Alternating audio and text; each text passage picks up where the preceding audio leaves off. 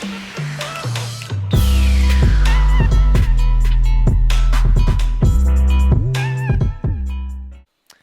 going on, Cancer? Welcome to your weekly forecast for the week of August 9th through the 15th of 2021. Truly appreciate you for being here. I hope you're doing outstanding. Let's look at the horoscope for you. Well, we're coming off a new moon, of course, in your second house, and that sun is still in your second house. So it's really about what you value in life right now and your capacity to create, and also the confidence that you have within yourself to do those things. And what do you really want? There's a lot of quincunx energy this week, so it's very strange in that sun is going to be in a yod with Neptune and Pluto. So, I mean, there's just definitely this focal point here of doing what you value, of having to deal with other people's beliefs, other people's visions, other people in general, but still valuing and transforming your life for a life that gives you the greatest capacity and likely a lot of love. We're going to see that first quarter square of the moon, which is your ruling planet in the fifth house to the second house. I mean, if things don't bring you love and joy and happiness, why would you want to stay in that world? Why would you want to stay in that physical reality? I mean, the second house is just grounded physical earth and how you can create it and what you can do with it. So it's a powerful time, I think, for you to manifest the things that you desire and the things that you want, but you're going to have to really check in emotionally with your heart and not just do things for anything, especially with Jupiter and Saturn in your eighth house. There's you're trying to figure out your deep emotional security right now and really find your power. And it's through dealing with other people, dealing with power structures outside of you, but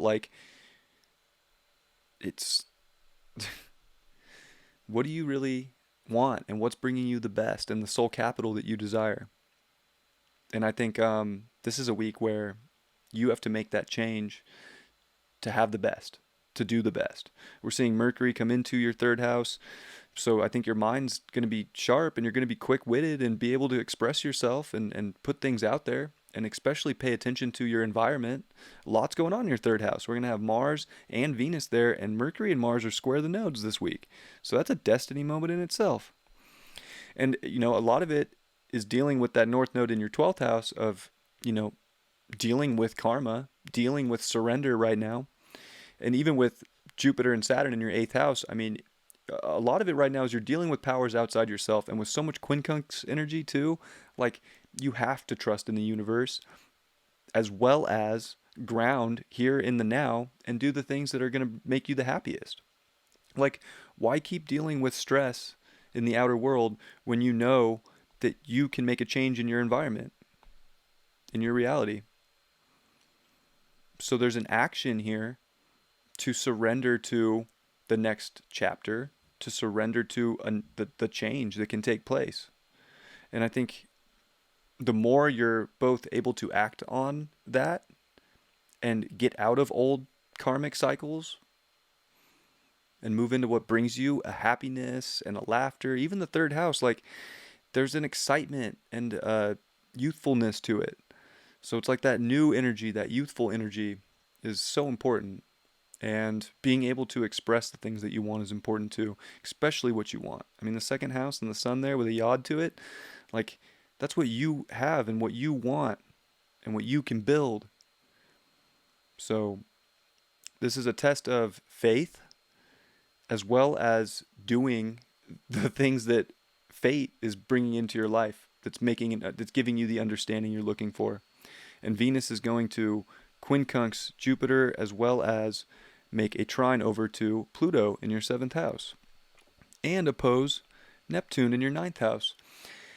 You can have this beautiful dream and vision of what can happen right now, but if you're not going to look at the facts in your life to make a change, that's just a dream. So if you want to bring dreams to reality, you got to do practical here and the now things about those dreams. And that's what's going to open things up to a deeper meaning and a deeper understanding. And I think it deals with people and relationships big time. if there's not an understanding with other people right now, you know, it's going to be pretty clear, and you're going to see like who wants to expand in relationships with you, who wants to grow, and who doesn't. And I think that this is a point where you have to get back to self here instead of worrying about just what other people can bring to you, so that you can make that change and trust that fate in a lot of ways. The fate's very important. The faith in the fate is very important, as you can feel very puppeted around this week to make a decision in your environment that you know is best for you. And it really does bring you the value you're looking for. I think, you know, when it comes to people in your life, whether it's relationships, friends, groups, others, it's going to be pretty like clear as day as to the reflection that you want to see in your immediate life. And you have to make that decision on if they're bringing value to your life or not.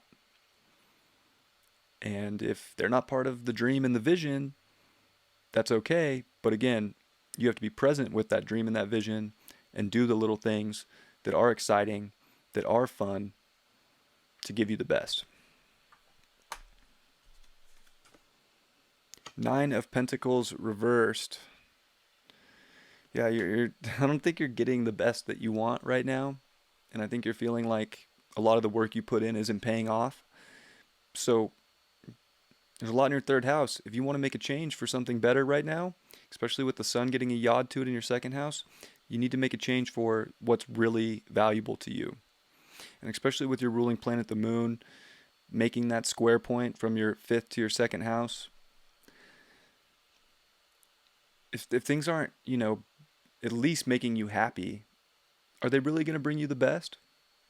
So it's almost like, yeah, second house can deal with money, but if what you're doing in life isn't fulfilling you within your heart, is it really fulfilling you outside in the world or with people?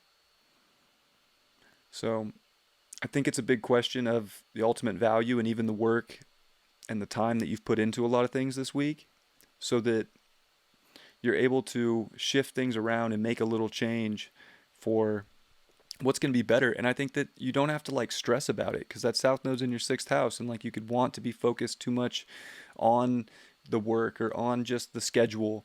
And I think you need to kind of like get off the schedule a little bit and have some faith that if you make a change, it's going to work out in the best possible way for you.